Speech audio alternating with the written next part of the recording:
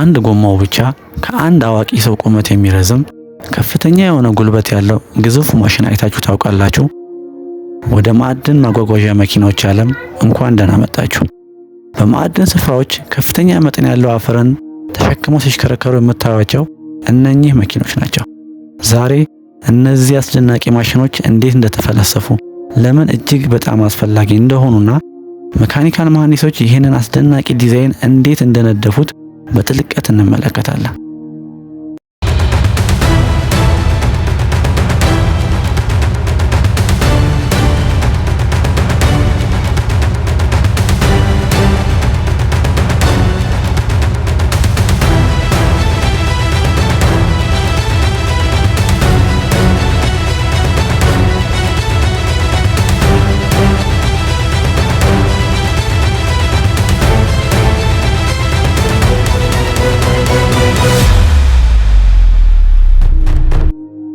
ታሪኩ የሚጀምረው በ1900 መጀመሪያ አካባቢ ሲሆን በዓለም ዙሪያ የማዕድን ኢንዱስትሪዎች በፍጥነት እያደጉ በነበረበት ወቅት ነው።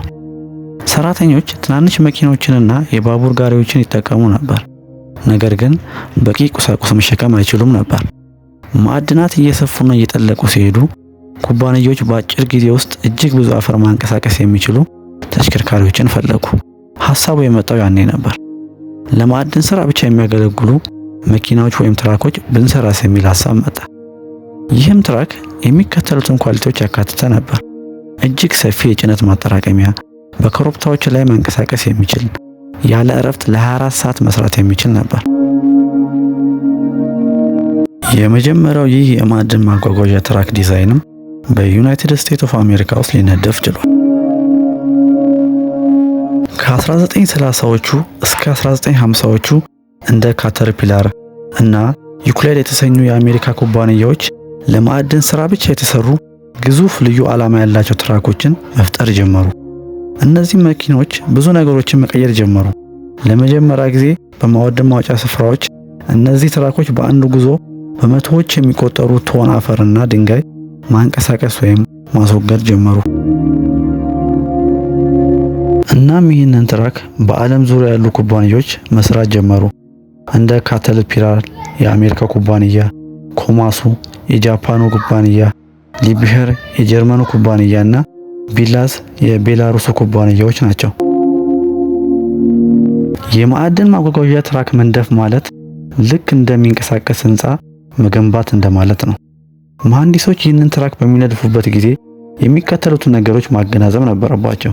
እጅግ በጣም ከባድ ጭነቶች፣ ወጣ ገባ ያሉ የማዕድን ስፍራዎች፣ ከፍተኛ ሙቀትና አቧራ፣ ቀን ከሌሊት ያለማቋረጥ የመስራት አቅም። ስለዚህ መሐንዲሶች ይህንን በማሰብ እነዚህ ነገሮች ነደፉ።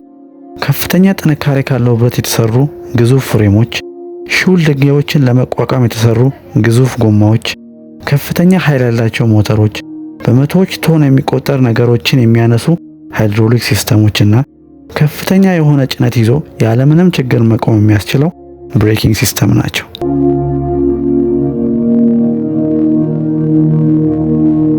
የማዕድን አፈር ማጓጓዣ ትራኮች አንድ ግዝፈት ያላቸው መኪኖች አይደሉም። እነዚህ ትራኮች አንድ ተራ መኪና ሊሰራ የማይችልን ነገር መስራት የሚችሉ አስገራሚና አስደናቂ ትራኮች ናቸው። መያዝ የሚችለው መጠን አንድ መኪና ከ20 እስከ 40 ቶን ድረስ መጫን ይችላል። እነሱ ግን ከ200 እስከ 500 ቶን ድረስ ጭነው መንቀሳቀስ ይችላሉ። ያላቸው አቅም እነዚህ ትራኮች እስከ 3500 ፈረስ ጉልበት ሊደርስ የሚችል አቅም አላቸው።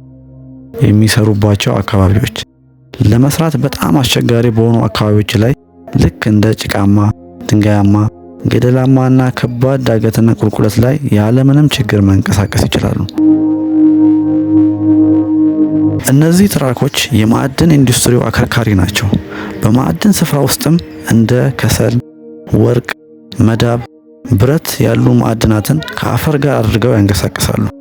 እነዚህ ባይኖሩ ኖሮ ዘመናዊ የማዕድን ስራ ከሞላ ጎደል የማይቻል ይሆን ነበር።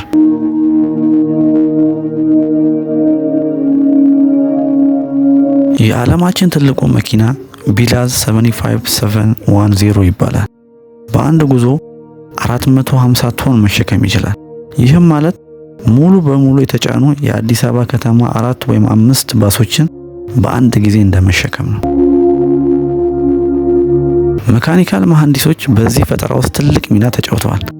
ከስራዎቻቸውም ውስጥ ከ400 ቶን በላይ ለመሸከም የሚያስችል ጠንካራ የትራኩን ፍሬም መንደፍ፣ ይህን ያክል ግዙፍ ጭነት ማንቀሳቀስ የሚችሉ ትልልቅ ሞተሮችን መፍጠር፣ በወጣ ገባ መሬት ላይ ያለውን ንዝረት ለመቋቋም ወይም ለማጥፋት የሚረዱ ሰስፔንሽን ሲስተም ማዘጋጀት፣ የጭነት ማጠራቀሚያውን ለማንሳት የሃይድሮሊክ ሲስተሞችን መንደፍ፣ የነዳጅ ፍጆታውን እና ሙቀት የመቋቋም አቅሙን ማሻሻል፣ የደህንነት ሲስተሞችን ማላቅ ልክ እንደ ብሬክ።